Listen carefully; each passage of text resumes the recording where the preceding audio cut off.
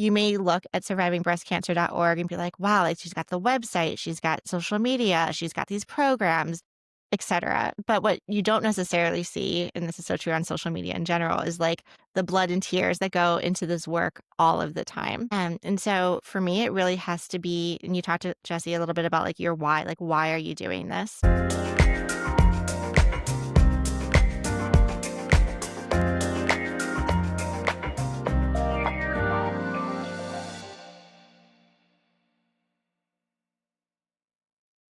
Hey, it's Jesse Garza, and this is the Premier Leadership Podcast.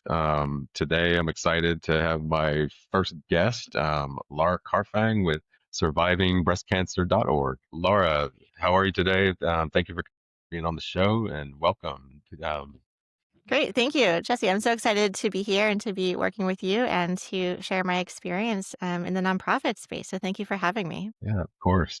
I'd like to definitely get into some of the amazing work that you're doing with survivingbreastcancer.org. But first, would you mind just kind of sharing a little bit about your story and what led you to the work that you're doing now? Yeah, absolutely. I feel like when you go into the nonprofit space, there's always, a reason, a pivot point.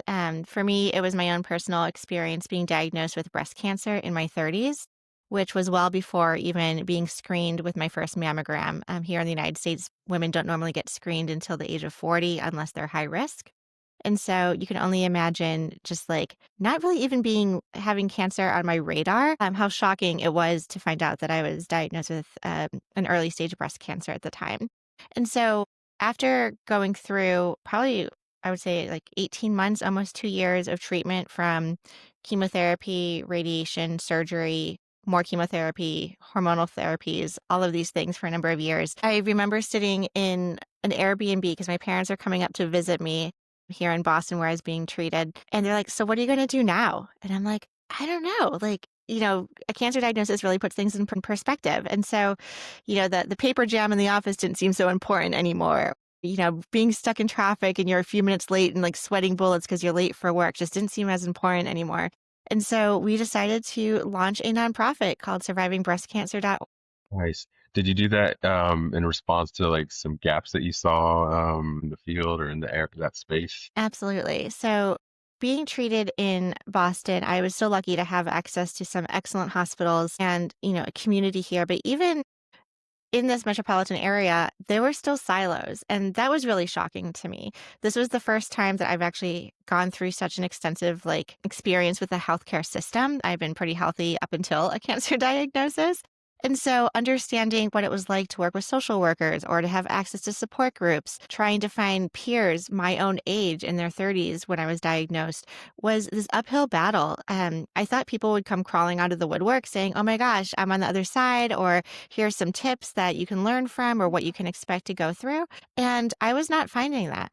What I ended up doing was turning to social media, like so many people these days do. But this was back in 2016, 2017, 2018, where, I don't think social media is what it is now. And I started a YouTube channel. I just started to look up people's videos who were talking about being diagnosed with breast cancer. And I started recording my own experience with breast cancer. This was instead of blogging, I turned to vlogging basically. I was going to be too tired to write and keep my family and friends updated. So, just pulling out my phone and making really DIY type of videos of, oh, today, my hair's falling out. Like, this is part of the process. Or today, I'm getting my head shaved because I don't want to deal with the hair falling out. Like, really just short snippets. But that actually started to create a community. That started to create, people responding. People were resonating with what I was sharing. And even though it was like raw and I was just putting myself out there, which is also very scary to do, it actually gave me the support that I needed. And so after going through these 18 months of treatment, I realized I had this arsenal of content, these videos I created, these personal experiences. And so it just led itself naturally to starting a nonprofit around providing education. My formal background is in education. I worked in higher education for a number of years. And now that I'm able to pivot and now educate the cancer community, which has been really rewarding. That's quite an amazing story and journey for sure. And yeah, I can definitely appreciate and relate to the fact that your background in education, you wanted to give back to people in need based on that experience. Hmm. I have similar experience with training and education as well. That's kind of why I'm doing this as well. Is there what kind of what values would you say have guided you as far as your leadership style in doing this work? And do you have a team? Do you like lead anybody, or is it just kind of a one person program? No, we are growing. We have a really strong team. We could always use more help. We have a team that helps on our program management side. We provide over or approximately like 400 virtual programs a year. So from support groups, art therapy, expressive writing, and if people have an internet connection and can join virtually, these programs are 100% free to anyone in the breast cancer community. I'm very lucky that I work alongside my husband, who was my caregiver during my treatment. And so I guess depending on who's listening, it could be a plus or minus to work full time with your husband and live together and dine together. So every single day we're constantly talking about, there's so much more we could be doing. And I think part of this in terms of like the values and like what keeps us motivated, not to mention the number of volunteers that just dedicate and donate their time to helping us thrive as an organization. I think it really comes down to like that North Star. Like really we're trying to help people who've been diagnosed with breast cancer.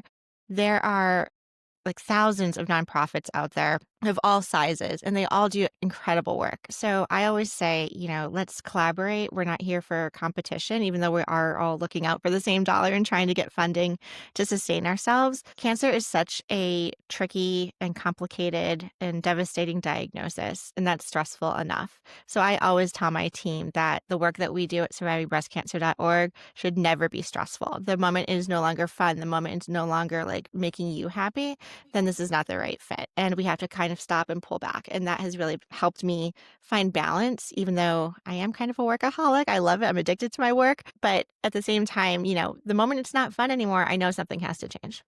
Yes, that's so key. Like remembering your why, basically, and that will always kind of guide you to get back on path if you kind of tend to stray. And then, yeah, that's got to be, you got to maintain the enjoyment. Yeah, that's very profound.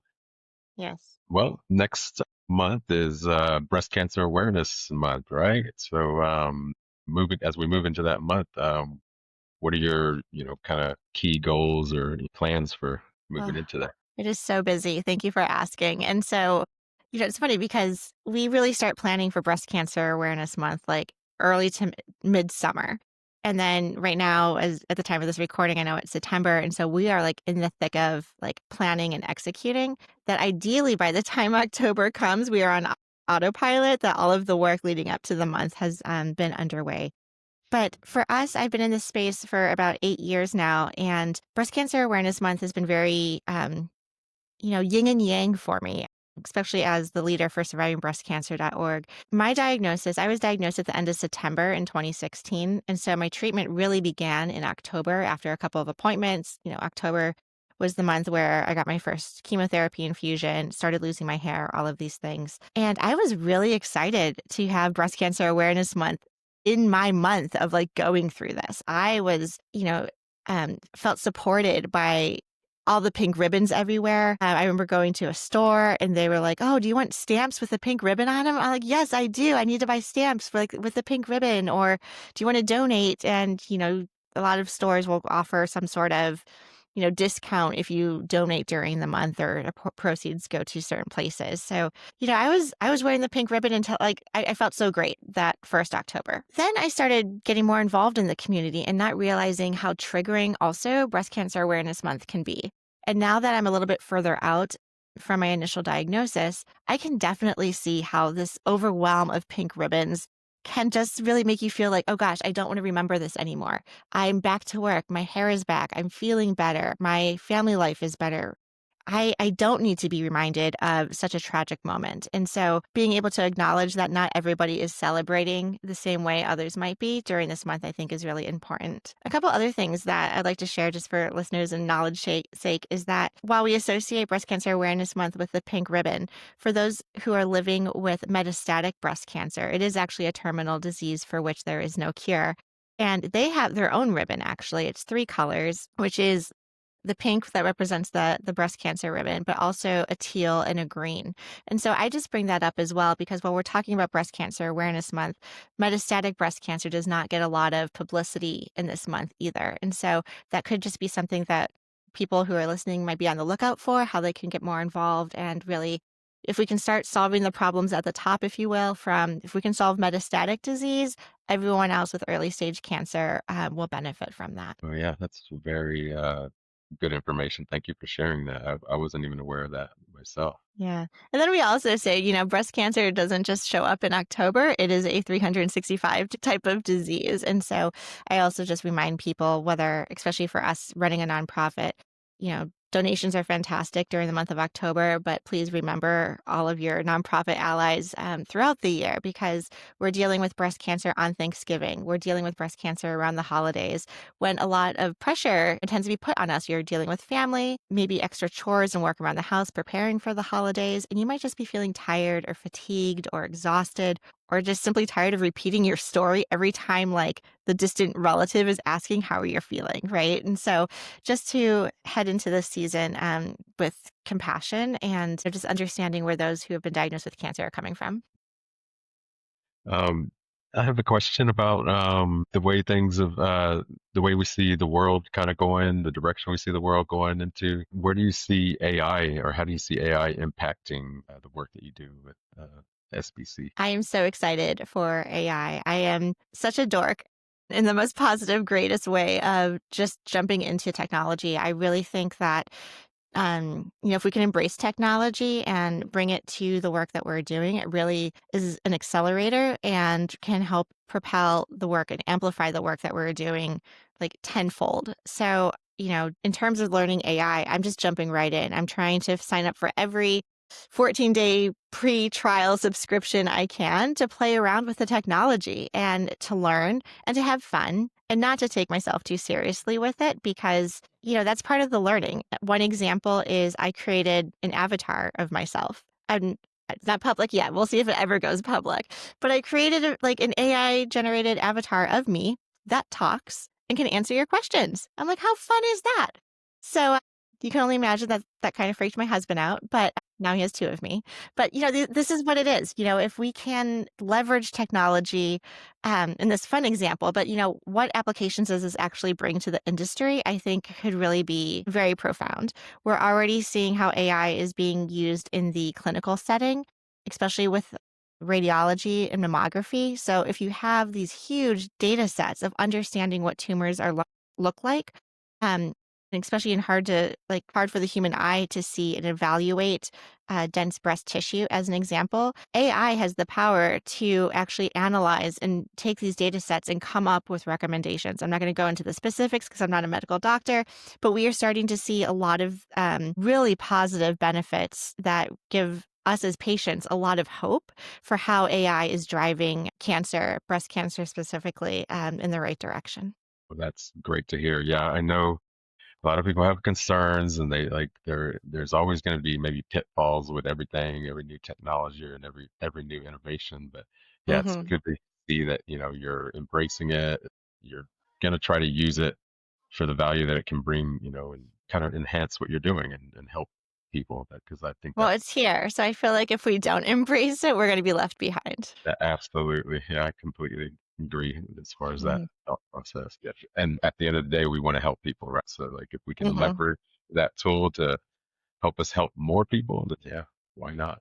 Exactly. Okay, well, I just have maybe a couple more questions, Laura, and this next one I know might be a loaded question for you, but I'm curious, what kind of advice would you give uh, those of like wanting to follow in your footsteps and create or find a yeah nonprofit? For starting a nonprofit? Yes. Geez, there's a dramatic pause here because even like before this call, I was like, oh gosh, don't do it. It's a lot of work. But of course, I don't want to discourage anyone from following their dreams and starting a nonprofit. Like I said earlier, the more the merrier. There's so much good that we need to do and so many people that need to be served. So the more the merrier. But I do have to say, on one hand, externally, it may look easy. You may look at survivingbreastcancer.org and be like, wow, like she's got the website, she's got social media, she's got these programs.